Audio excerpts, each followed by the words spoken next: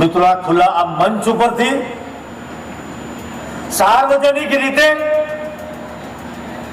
આવા તત્વોને ચેતવણી આપું છું. ભૂતકાળમાં સંઘ પ્રદેશ,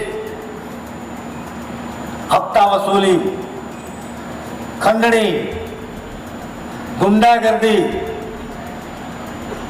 આ દૂષણો માટે પણ જાણીતું.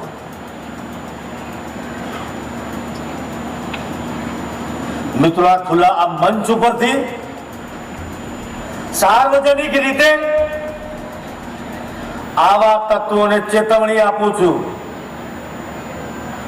કે નિયમની મર્યાદામાં રહેજો. ક્યાંય છૂટક ફૂટક હપ્તા વસૂલીનું કામ ચાલતું હોય તો મહેરબાની કરીને આ ધંધો બંધ કરી દેજો.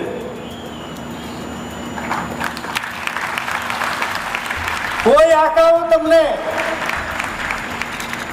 તમારો ઉપયોગ કરતા હોય તો પણ સમજી જજો. જેનો કોઈ વેપાર નથી, ધંધો નથી, જેની કોઈ દુકાન નથી, મોંઘી ગાડીઓ લઈને ફરવા વાળા હપ્તા વસૂલીથી જે આગળ વધી રહ્યા છે, પ્રશાસન કાયદાની મર્યાદામાં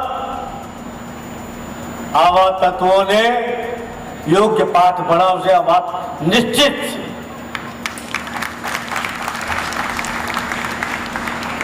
મિત્રો, મેં જોયું છે, હમણાં એક બે ઘટના મારા ધ્યાનમાં આવી. મારે સાર્વજનિક રીતે ઉલ્લેખ કરવો છે. પ્રદેશના આગેવાનો, ચૂંટાયેલા જનપ્રતિનિધિઓને પણ મારે વિનંતી કરવી છે. હમણાં એક દૂષણ શરૂ થયું છે.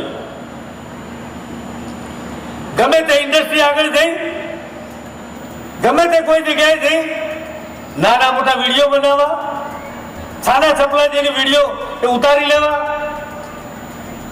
ઇન્ડસ્ટ્રીના મિત્રોને બ્લેકમેલિંગ કરવું, સમાજના લોકોને દુઃખી કરવા. મિત્રો, આનાથી ના તમારું ભલું થશે, ના પ્રદેશનું ભલું થશે. આ વિડીયો બનાવવા વાળાને સવારે ઉઠીને પહેલું કામ એક વિડીયો બનાવવાનું જ હોય, પછી જ એની સવાર પડે. રોજ એક નવો વિડીયો મૂકવો, બીજો કોઈ ધંધો જ નથી.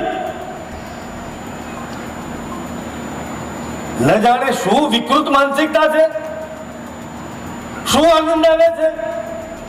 એક તરફ આ દાદરાનગર હવેલી દમણદીવ ના 450 થી 500 ચૂંટાયેલા જનપ્રતિનિધિઓ, પ્રશાસન, સમાજના શ્રેષ્ઠીઓ, સમાજના આગેવાનો ખભાથી ખભા મિલાવી આ પ્રદેશના વિકાસ માટે જ્યારે પ્રયત્ન કરી રહ્યા હોય ત્યારે આવા તત્વોએ સાવધાન થવાની આવશ્યકતા છે.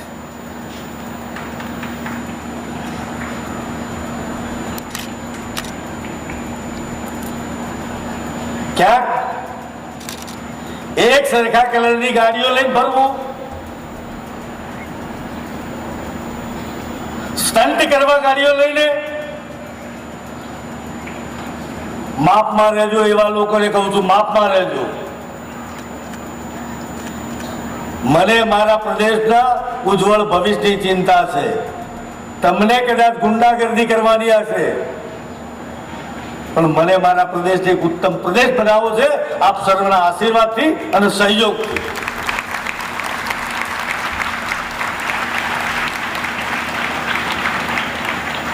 મીડિયાના મિત્રોને પણ વિનંતી કરું છું, આવા તત્વોને ખુલ્લા પાડજો. કોઈ જાતના શરમ સંકોચ વગર, કોઈ જાતના ગભરાટ વગર હું તમારી સાથે છું. નિશ્ચિત બનીને, નિર્ભય બનીને તમે કામ કરજો. કોઈ તમારો વાળ વાંકો નહીં કરી શકે.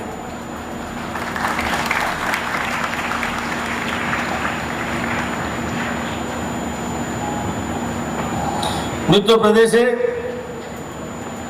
માત્ર વાતો નથી કરી, વાસ્તવિક વિકાસ કરીને બતાવ્યો છે. માત્ર શબ્દોની માયાજાળ નથી, ધરાતલ પર વિકાસ દેખાય છે. શિક્ષણ ક્ષેત્રે પણ અભૂતપૂર્વ પ્રગતિ કરી છે. કારણ મારી સમજણ પાકી હતી, આ પ્રદેશનો વિકાસ કરવો છે, કરી શકે. મારી જાણકારી અને મને જે ઉપલબ્ધ માહિતી છે એ પ્રમાણે સમગ્ર હિન્દુસ્તાનમાં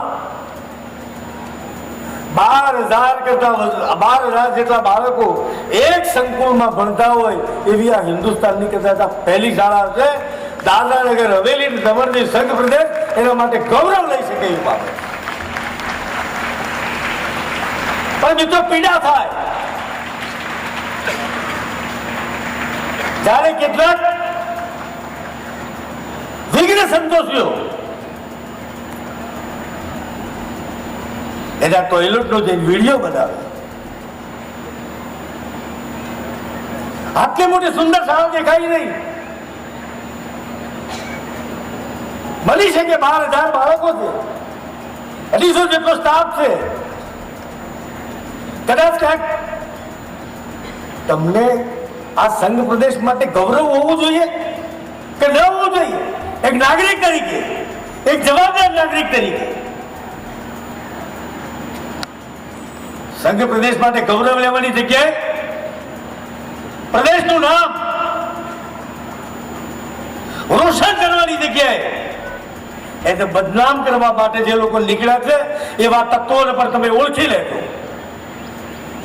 આવા લોકોને ક્યારે માફ ન કરી શકાય. તમને અમારી ટીકા કરવાનો અધિકાર છે,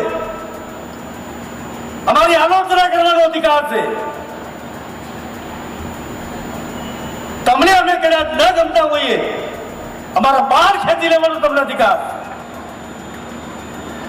તમને પ્રદેશને બદનામ કરવાનો કોઈ અધિકાર નથી. આપ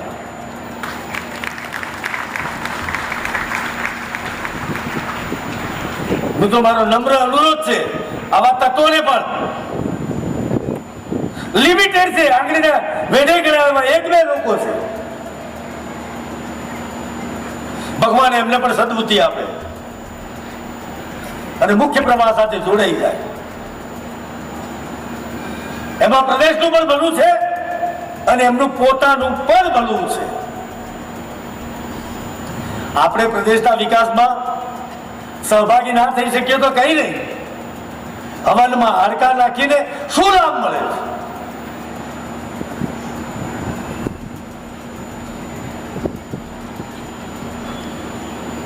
રોજ સવારે વિડીયો ઉતારવાના, અહીં બેઠેલા સૌ જાગૃત ભાઈઓ બહેનોને તમે વિનંતી કરું છું, તમે આવા બધા તત્વોને ખુલ્લા પાડજો. આ જવાબદારી માત્ર એકલા પ્રશાસનની નથી, તમારી સૌની પણ. આ પ્રદેશનું ગૌરવ વધે, એની શોભા વધે, દેશમાં એનું નામ થાય. સમગ્ર વિશ્વના લોકો દમણની દાદરાનગર હવેલી ના વિકાસની ચર્ચા કરે, દેશના લોકો ચર્ચા કરે, ભારત સરકારના લોકો ચર્ચા કરે. અહીંયા આવીને સ્ટડી ટીમો આવે, આખી હિન્દુસ્તાનને દેખાય, હિન્દુસ્તાનની સરકારને દેખાય. અને ક્યાંક આંગળીના વેઢે ગણાય એવા 1-2 લોકોને ન દેખાય. શરમ આવી જોઈએ મિત્રો, શરમ આવી.